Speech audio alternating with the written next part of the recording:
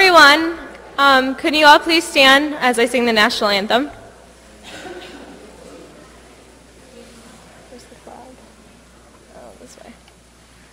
Oh, say, can you see by the dawn's early light what so proudly we hailed at the twilight's last gleaming, whose broad stripes and bright stars through the perilous fight o'er the ramparts we watch were so gallantly streaming, and the rockets' red glare, the bombs bursting in air, gave proof through the night that our flag was still there.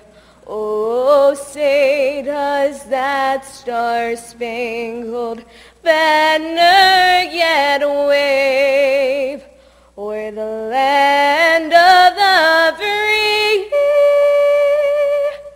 and the home of the brave.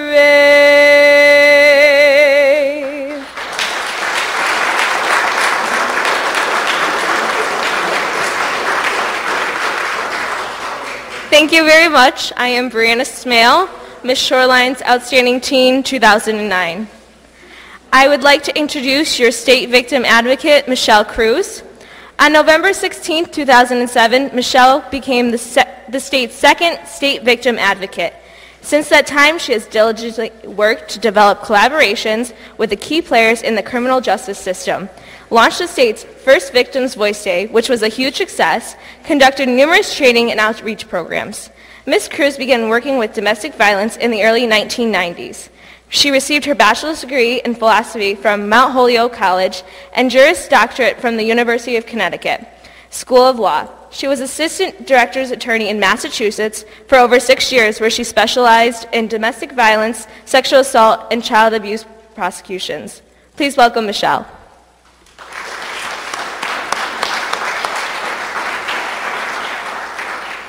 Thank you, Brianna. That was beautiful. We have a number of distinguished speakers here today. We have the Attorney General, he's on his way. We have Representative Mike Lawler. We have a number of other individuals here today. But most importantly, who we have here today are crime victims and their families. And, behind me are the pictures of the people we've lost over the years, and that's what today is all about. It's about noticing and paying tribute to all the crime victims in this state and across the country. And I'm honored to be able to do that today. In light of all the people we have today speaking, I will just give a brief summary of the individuals. We also do have a proclamation from the governor, although our office forgot it, and I do take responsibility for that. But the governor has acknowledged that this is a National Crime Victims Week in the state of Connecticut, and we will promptly get you that proclamation over to you. Our first speaker today is Linda Cimino. She is the Director of the Office of Victim Services. She has served as the Director of the Office of Victim Services Judicial Branch since January 2000. Prior to assuming that position with OVS, Linda worked in the field of domestic violence for over 12 years. She held that position of Executive Director for 7 years, then attained the role of Executive Director for Connecticut Coalition Against Domestic Violence for 5 years. Please help me welcome Linda Cimino.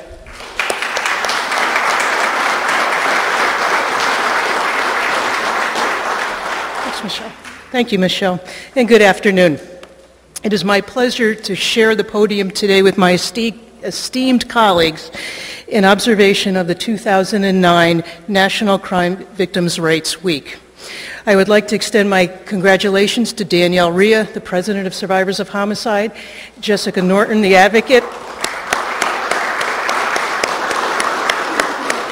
and the other members of Survivors of Homicide who worked so hard to bring this event together. The theme of this year's observance, 25 Years of Rebuilding Lives, Celebrating the Victims of Crime Act, stands less as a theme for this week's observations, but rather a historical marker of how much has been accomplished, partnerships that have been developed, and the work that still remains to be done. As Michelle said, I started my career in domestic violence actually in 1988, 2 years after Connecticut passed the landmark legislation to provide appropriate responses to victims of domestic violence. This coming November will mark 13 years since the Connecticut voters overwhelmingly approved the addition of victims' rights to the state constitution. And this year, the Office of Victim Services is recognizing 30 years of providing services to Connecticut's crime victims. Today we gather to recognize the 25th anniversary of the passage of the 1984 Victims of Crime Act, which affirmed the United States' commitment to help crime victims rebuild their lives. Many in the audience may debate the reality of the phrase rebuilding lives. Daily, our news outlets report on crimes that happen within our state. Stories of victims of homicide, drive-by shootings, stabbings, domestic violence, sexual assault, drunk drivers, child abuse, identity theft, and robbery fill the news on a daily basis. In moments, lives are changed forever. But in Connecticut, crime victims have various resources to turn to for help. The service delivery in Connecticut stands as a testament to the effectiveness of the Violence Against Women Act. Except it's the Victims of Crime Act, sorry, another act from the federal government. With VOCA funding administered by the Office of Victim Services, agencies were able to establish much needed services. And with continued funding, they've been able to maintain and expand those services to continue to meet the evolving needs of crime victims. This year, the Office of Victim Services is able to provide over $4 million in VOCA funding, plus $2 million in state funds to 42 local, state, and local agencies who provide these services. Some of these agencies include Survivors of Homicide, the Domestic Violence Shelter Programs and the Coalition, the Sexual Assault Programs and Coalition, Mothers Against Drunk Driving, the Child Guidance Programs, hospital-based programs for children victims of sexual assault. For the 10-year period beginning 1998, there were over 426,000 victims who received services throughout Connecticut because of VOCA funding. And during that time period, we received $41 million in VOCA funding, which was again matched by $14 million of state funding. The Office of Victim Services also receives VOCA funding as a match to awards that we make to victims of crime. For every $1 that OVS awards to crime victims, the federal government through VOCA funding will match that with a 60-cent matching grant.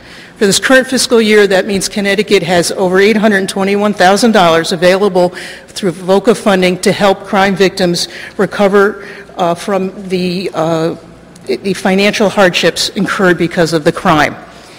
The Victims of Crime Act is funded in a very interesting manner. Deposits into the fund come from individuals and companies who are ordered to pay fines, or penalties for breaking federal laws. In Connecticut, the Criminal Injuries Compensation Fund is the depository for various court-ordered fines and fees paid by individuals who violated certain Connecticut statutes. There is not one taxpayer dollar in the Criminal Injuries Compensation Fund, and all the money that we award to crime victims, there is not one taxpayer dollar in that. Yet currently, the Criminal Injuries Compensation Fund has a balance of over $4 million. And when coupled with the annual deposits, that money is substantial enough to provide financial help to crime victims for many years to come. However, there is a problem, and I'm asking for your help. Due to Connecticut's serious budget situation, there are efforts afoot to reduce the fund balance of various accounts and transfer the funds to deficit mitigation purposes. Both the governor's budget and the appropriation budget calls for a total of $3 million to be transferred from the Criminal Injuries Compensation Fund for mitigation purposes. If these transfers are allowed to happen, the OBS compensation program will have a projected fund balance as of July 1st, 2012 of $200,000. This will have a catastrophic effect on OVS's ability to reimburse victims for crime-related expenses. The fund will have to achieve a certain level of funding before the